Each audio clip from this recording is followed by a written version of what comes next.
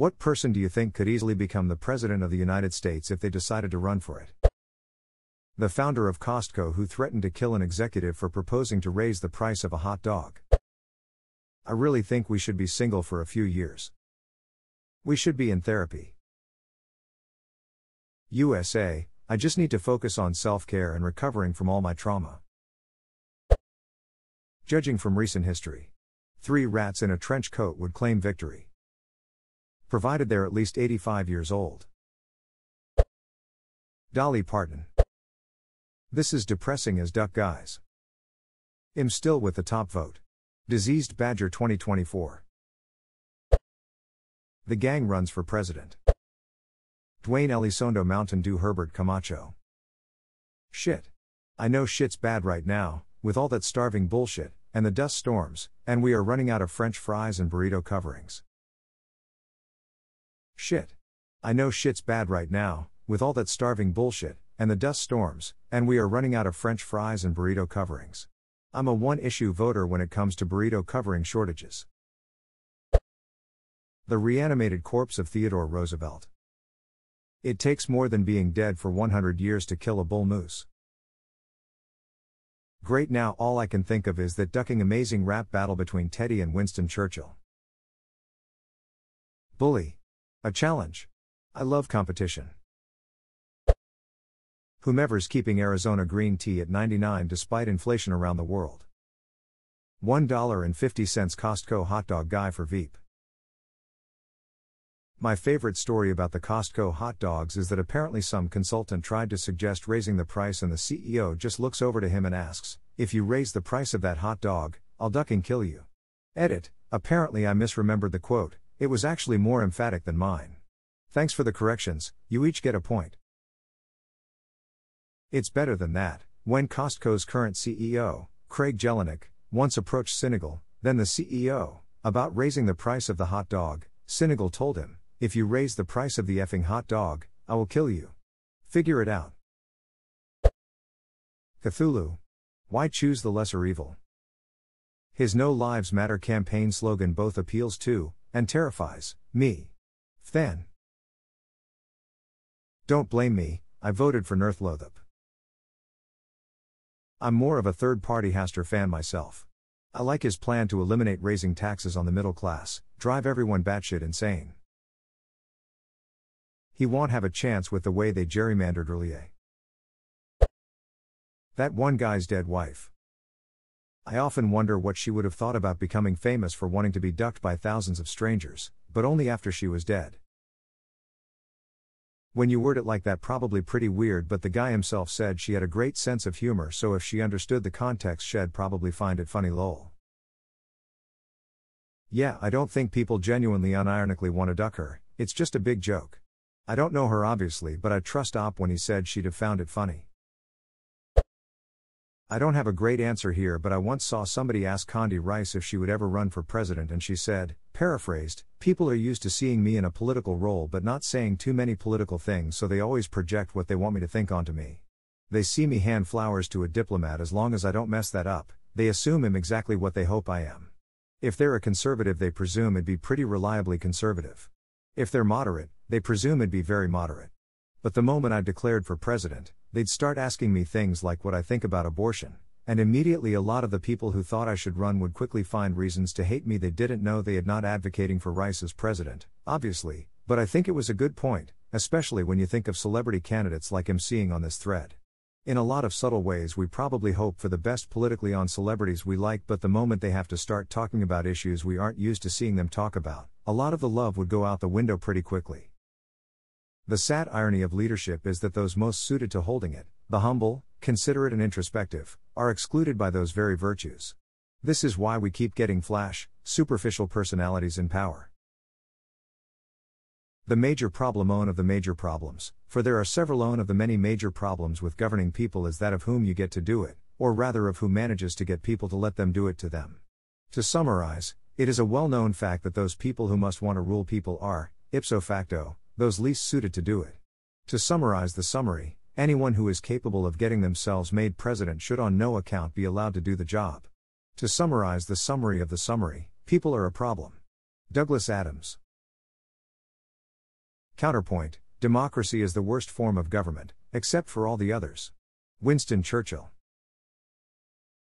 AKA this the best shit we got. I sum this up as the Bodie McBoatface problem. As a group, we have a very hard time coming to a serious consensus, so we get lame bullshit instead of decisiveness. Me. But I choose not to do it. Original Pineapple 2024 Let's Duck and Go Baby. Sorry, but we have to wait until they're you Original Pineapple 35. Why not Zoidberg? V. Whoop whoop whoop whoop whoop whoop whoop whoop. A Labrador. Mr. Peanut Butter? What is this, a crossover episode? Doggy doggy what now? Saul Goodman. Hi, I'm Saul Goodman. Did you know you have rights? The Constitution says you do, and so do I. I believe that every man, woman and child is innocent until proven guilty. And that's why I fight for you, Albuquerque. Pedro Edit, wow. Thanks for all the upvotes, comments and awards. Pedro for president. He offers you his protection, after all. Nobody.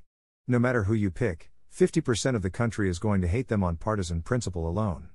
Could be the Christian embodiment of God themselves, and people would find a way to justify vitriol toward them. Closer to 25%. We all never give enough weight to the non-voters, who don't actually think the outcomes of elections affect them enough to bother. The non-voters could vote for a third party that would clean house because there are so damn many of them. Also, all the people running unopposed, yikes. Mr. Rogers, if he was still alive and younger. Edit, spelling. Alive is critical, sure, but younger? Doesn't need to be younger.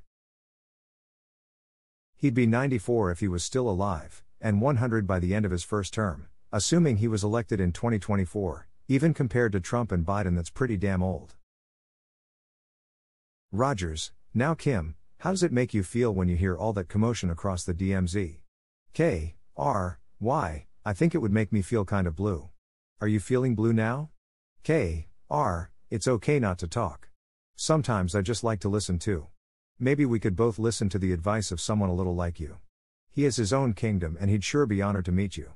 Hand slowly reaches for the King Friday puppet K, bashful smile. Jim Leahy. I'm sober enough to know what I'm doing and drunk enough to really enjoy it would be a great campaign slogan. A liquor president never abandons a sinking shit nation. I say we just hold a Powerball once every 4 years. Everyone's name is in the pot once. We draw one name and that guy or gal is the next president of the USA. Perfectly random, of course. Except these days it would be more like a scene from Hunger Games. No one wants their name pulled. Or that Fallout vault where the campaign posters are all reversed and everyone's trying to say they're terrible and should not be elected for overseer. Nixon always wins. Oh. Computers may be twice as fast as they were in 1973, but your average voter is as drunk and stupid as ever. Remember what the Dormouse said. Feed you head. They're meeting you halfway, you dirty hippies. Somewhere out there in the world, is the smartest, most rational, unbiased, critical thinking, sane person on earth, and his or her name will never come up on here because nobody knows who he or she is because they're not a celebrity.